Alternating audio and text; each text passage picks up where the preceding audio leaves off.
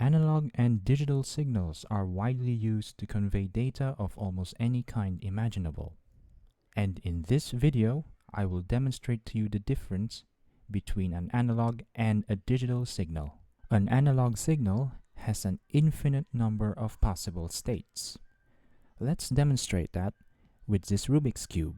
I can easily turn the sides of a cube however I like. I can turn 2 full turns, 1 full turn, half a turn, 3/4 of a turn, 0.1% of a turn, 99.9% of a turn. Because an analog signal has an infinite number of states, I can represent how I turn this side of the cube with an analog signal.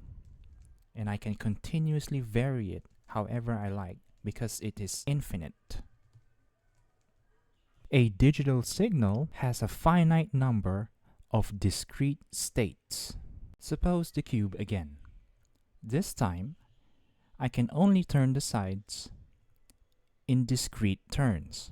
What that means is I can only do 1 full turn, 2 full turns, 1 turn backwards, or 4 turns. However, if I would like to do more than just a full turn, I will need to add resolution. With more resolution now added, now instead of just a full turn, I can do half a turn, or 1.5 turns, or half a turn backwards. Suppose I add even more resolution still. Now I can do 1/4 of a turn, 3/4 of a turn. Add even more resolution, 1/8 of a turn. More resolution still, 1/16. More still, 1/32, 1/64, 1/128. The more resolution you add to a digital signal, the closer you will be in imitating an analog equivalent. With a digital signal, I can also represent the turns on a cube. However, I will be limited by how much resolution I give the digital signal. With low resolution, I can only represent full turns. With double the resolution, now I can do half a turn. With double still, I can do 1/4 of a turn, 1/8 of a turn, 1/16 of a turn, 1/32, and so on.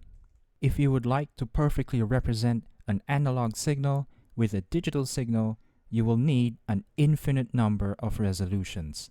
Having compared the digital and analog signal together, that is not to say one is better or worse than the other. An analog signal may give you the best possible replica of a data that you would like to capture, but it is difficult to process and store. Think of a picture that was taken with film. The film will degrade over time, and sometimes in the early days of film, they would even catch fire.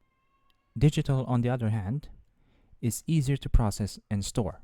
However, it is limited in its resolution. For example, if a picture is taken instead with a digital camera, the resolution will be limited by the camera's sensor's ability to resolve detail. With a low resolution sensor, there will not be as much detail as a sensor with a higher resolution. And this is a simple demonstration of the difference between an analog signal and a digital signal.